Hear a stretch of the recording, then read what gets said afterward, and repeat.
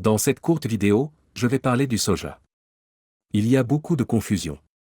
Il a été présenté aux végétariens et aux végétaliens comme une excellente source de protéines. Mais le soja est-il vraiment bon pour la santé? Certains prétendent que le soja devrait être loué.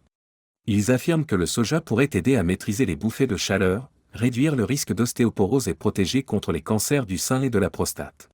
Par ailleurs, certains affirment que le soja pourrait être à l'origine de cancers du sein ou de problèmes thyroïdiens. Ces affirmations ne sont pas toutes complètement prouvées. La vérité est un peu plus nuancée. Les produits à base de soja fermenté sont des aliments sains. Le mot « fermenté » signifie que des bactéries, des champignons et des moisissures amicaux ont été ajoutés au soja pour le transformer chimiquement. Les produits à base de soja fermenté comprennent le miso, le natto, le tempeh cuit et la sauce soja. Les Chinois, les Japonais et les Coréens consomment des produits à base de soja fermenté depuis plus de 2000 ans. La consommation de soja fermenté est sûre et bénéfique. Il contient les 9 acides aminés essentiels que l'organisme ne peut pas produire lui-même. Le soja est considéré comme une protéine complète. Ces acides aminés sont importants pour la cicatrisation de la muqueuse intestinale. Il contient également de la L-glutamine qui renforce la santé des cellules immunitaires dans l'intestin.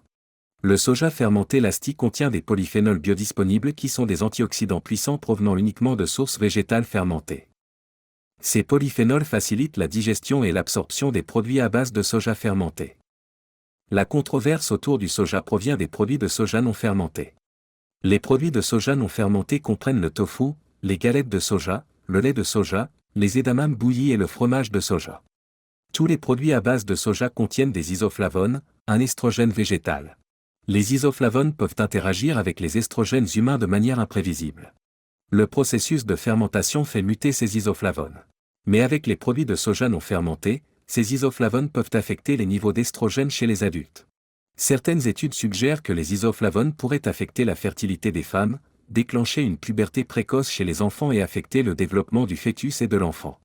Le problème de ces études est que les échantillons sont de petite taille. Il est donc difficile de tirer des conclusions définitives. En outre, de nombreux produits à base de soja non fermentés sont également fabriqués sans OGM, de sorte qu'il n'est pas certain que d'autres produits chimiques soient impliqués. Bien que les études n'aient pas encore tiré de conclusions sur les risques associés aux isoflavones, j'éviterai les aliments contenant des produits à base de soja non fermentés. En revanche, les produits à base de soja fermenté nourrissent l'intestin, stimulent les bonnes bactéries intestinales, améliorent la digestion et facilitent l'absorption des nutriments.